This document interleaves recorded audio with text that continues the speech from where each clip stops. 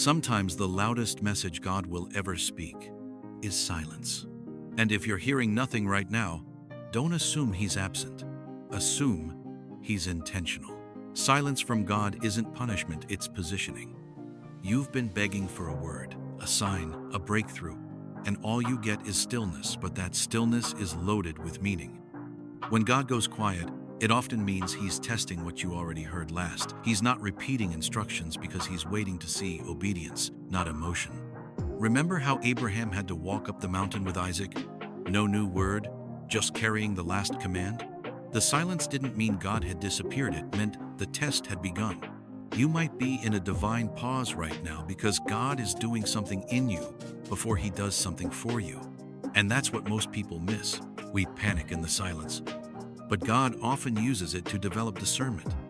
He's stripping away noise so you can finally hear your own thoughts clearly and decide whether your faith stands when feelings fall away.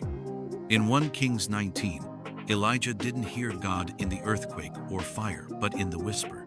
And a whisper only works when the room is quiet.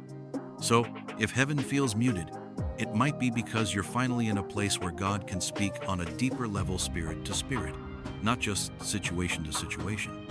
Here's something even more shocking. Sometimes, God goes silent because you've drifted into disobedience, and He refuses to argue with rebellion.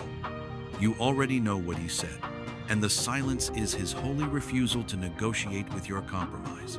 Read Isaiah 59:2. It's not that His ears can't hear, but your iniquities create distance.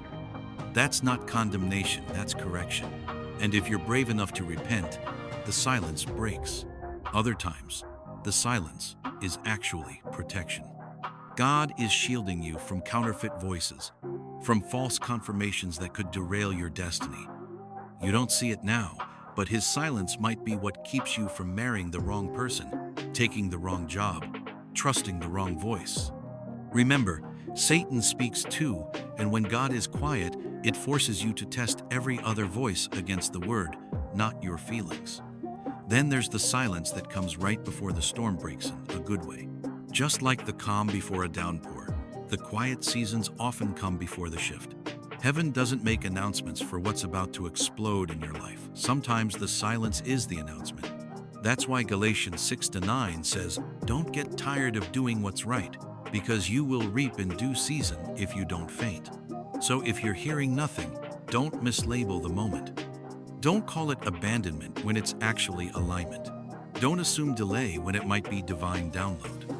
Your job isn't to fill the silence with your own voice. It's to stay still long enough for your soul to settle and your spirit to listen. The silence of God will either drive you into panic or into prayer.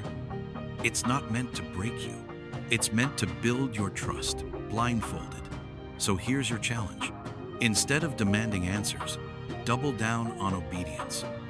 Go back to the last thing He said and do it like He's watching, because He is.